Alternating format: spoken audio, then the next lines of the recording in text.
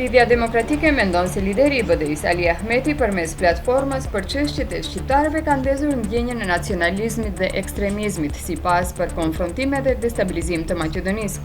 Përgatitja e platformës maqedonase për lajmërimet për bllokim të parlamentit dhe kërcënimet për protesta nëse opozita formon qeverinë janë një mundësi e shkëlqyer për shpalljen e gjendjes së jashtëzakonshme, thuhet në lajmërim.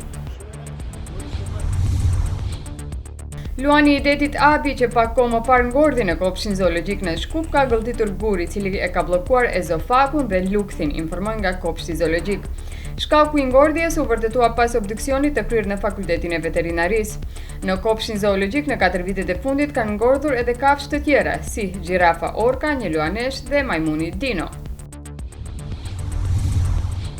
Funksionarë të lartë të Partisë Republikane kërkojnë një hetim të gjerë për lidhjet me Rusinë të këshilltarit të deritanishëm për sigurinë nacionale në kabinetin e presidentit Donald Trump, Michael Flynn.